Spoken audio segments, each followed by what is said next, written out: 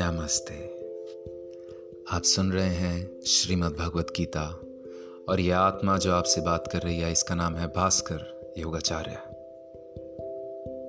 ये अंतिम अध्याय है, अंतिम अध्याय का आखिरी एपिसोड, मोक्ष संन्यास योग। तो आइए आरंभ करते हैं संपन्न करने के लिए। श्री भगवान ने कहा, अपने स्वाभाविक कर्म में लगा हुआ मनुष्य जिस प्रकार से कर्म करके परम सिद्धि को प्राप्त होता है, उस विधि को तू सुन अर्जुन। जिस परमेश्वर से संपूर्ण प्राणियों की उत्पत्ति होती है और जिससे यह समस्त जगत व्याप्त है, जैसे बर्फ जल से व्याप्त है वैसे ही संपूर्ण संसार सच्चिदानंदन परमात्मा से व्याप्त है। उस परमेश्वर की अपने स्वाभाविक कर्मों द्वारा पूजा करके, जैसे पतिव्रता स्थिति स्त्री पति को सर्वस्व समझकर पति का चिंतन करती हुई पति की आज्ञा अनुसार पति के लिए ही मन वाणी शरीर से कर्म करती है, वैसे ही परमेश्वर को ही सर्वस्व समझकर परमेश्वर का चिंतन करते हुए परमेश्वर की आज्ञा के अनुसार मन वाणी और शरीर से परमेश्वर के लिए ही स्वाभाविक कर्तव्य कर्म का आचरण करना, कर्म द्वारा परमेश्वर को ही पूजना है। मनुष्य परम सिद्धि को प्राप्त हो जाता है ऐसा करने से। अच्छी प्रकार आचरण किए हुए दूसरों के धर्म से गुण रहित भी अपना धर्म श्रेष्ठ है, क्योंकि स्वभाव से नियत किए हुए स्वधर्म रूप कर्म को करता हुआ मनुष्य पाप को नहीं प्राप्त होता। ऐतव्य हे कुंती पुत्र, दोष युक्त होने पर भी सहज कर्म को नहीं त्यागना चाहिए। प्रकृति के अनुसार शास्त्र विधि से नियत किए हुए वर्णाश्रम के धर्म और सामान्य धर्म रूप स्वाभाविक कर्म है, उनको ही यहाँ स्वधर्म, सहज कर्म, स्वकर्म, नियत कर्म, स्वभावज कर्म, स्वभाव नियत कर्म इत्यादि नामों से कहा गया है। क्योंकि धुएं से अग्नि की भांति सभी कर्म किसी न किसी दोष से युक्त हैं। सर्वत्र आसक्ति रहित बुद्धि वाला, स्पृहारहित और जीते हुए अंतःकरण वाला पुरुष सांख्य के योग के द्वारा उस परम नैष्कर्म्य सिद्धि को प्राप्त होता है, जो कि ज्ञान योग की परानिष्ठा है। उस नैष्कर्म्य सिद्धि को जिस प्रकार से प्राप्त होकर मनुष्य ब्रह्म को प्राप्त होता है, उस प्रकार को हे कुंती पुत्र तो संक्षेप में ही मुझसे समझ।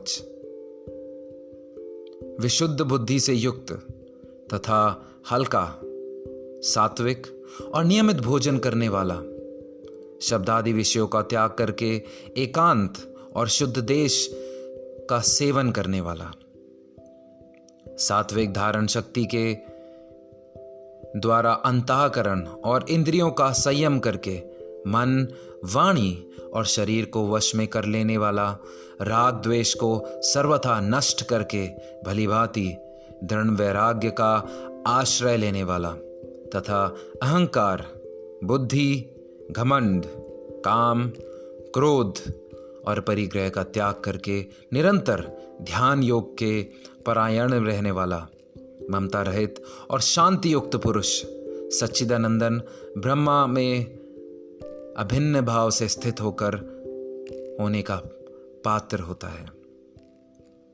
फिर वह सच्चिदानंदन ब्रह्म के एक ही भाव में स्थित प्रसन्न मन वाला योगी ना तो किसी के लिए शोक करता है और ना किसी की आकांक्षा ही करता है। ऐसा समस्त प्राणियों में संभाव वाला योगी मेरी पराभक्ति को प्राप्त होता है, जो तत्व ज्ञान की पराकाष्ठा है तथा जिसको प्राप्त होकर और कुछ जानना बाकी नहीं रहता, वही यहाँ पराभक्ति, ज्ञान की परनिष्ठा, परम नैश्य कर्म सिद्धि और परम सिद्धि इत्यादि नामों से कही गई है। उस पर भक्ति के द्वारा वह मुझ परमात्मा को मैं जो हूँ और जितना हूँ ठीक वैसे का वैसा तत्व से जान लेता है तथा उस भक्ति से मुझको तत्व से जानकर तत्काल ही मुझ में प्रविष्ट हो जाता है। मेरे परायण हुए कर्मयोगी तो संपूर्ण कर्मों को सदा करते हुए भी मेरी कृपा से सनातन अविनाशी परम पद को प्राप्त हो जाता है। सब कर्मों को मन में मुझ में अर्पण करके तथा समबुद्धि रूप योग को अवलंबन करके मेरे परायण और निरंतर मुझ में चित्त वाला है। उपयुक्त प्रकार से मुझ में चित्त वाला होकर तू मेरी कृपा से समस्त संकटों को अनायास ही का पार कर जाएगा, और यदि अहंकार के कारण मेरे वचनों को ना सुनेगा तो नष्ट हो जाएगा, अर्थात परमार्थ से भ्रष्ट हो जाएगा।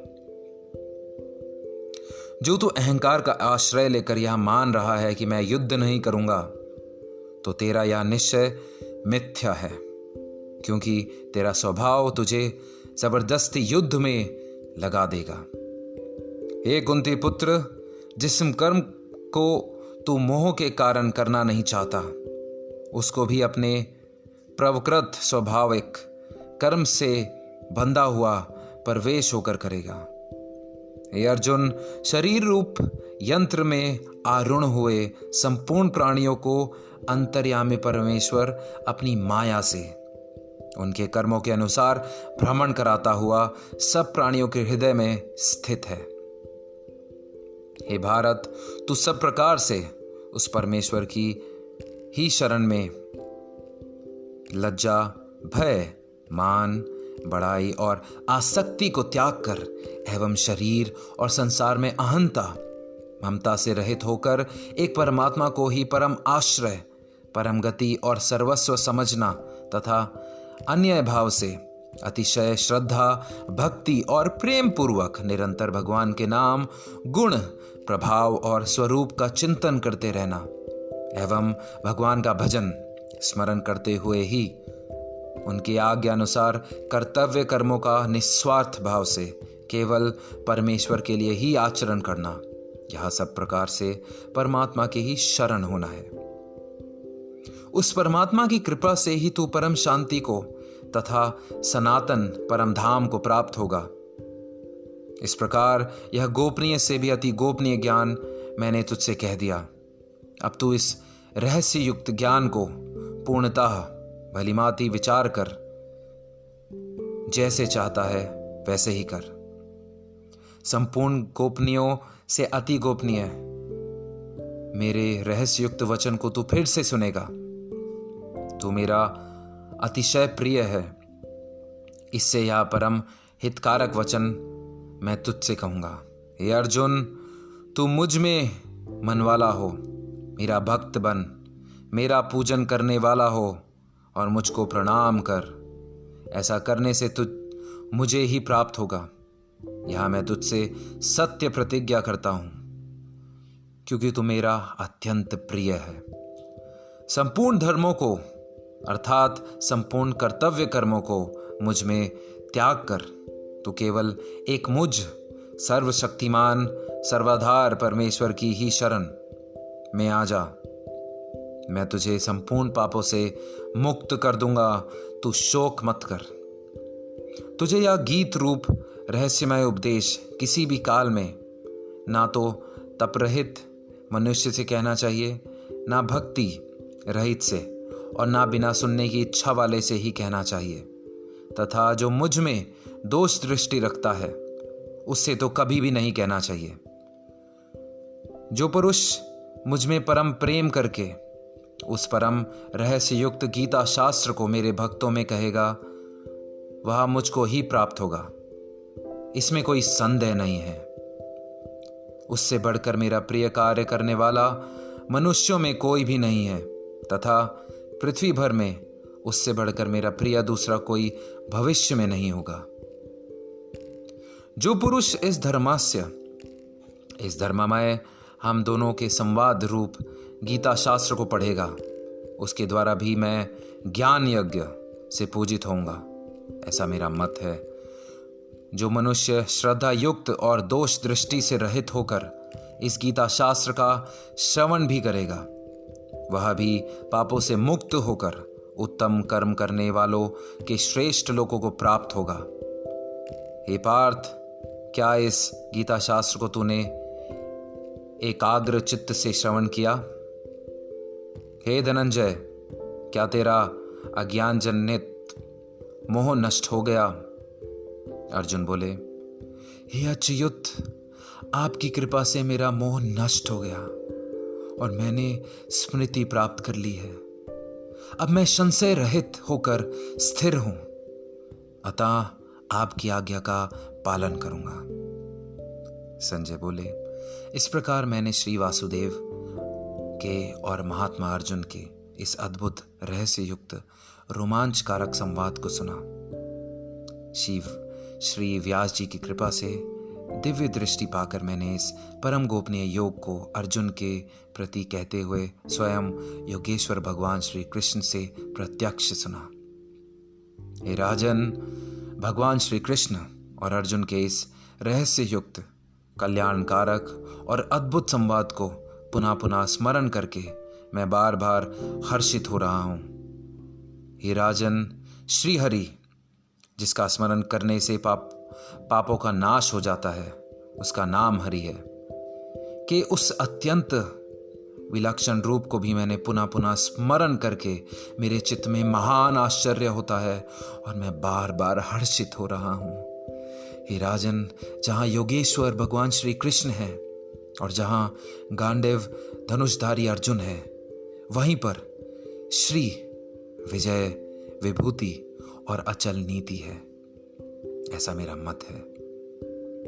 इस प्रकार श्रीमद् भगवद गीता के श्री कृष्ण अर्जुन संवाद का 18वां अध्याय मोक्ष संन्यास योग संपूर्ण हुआ। आप सभी का बहुत बहुत धन्यवाद इसे संपूर्ण करने में मेरी सहायता करने के लिए। कृपया कर इसे अपने परिवारजनों में और मित्रों में ज़रूर शेयर करें ताकि सभी भगवद गीता के फल का आनंद ले सकें। जय श्री कृष्ण।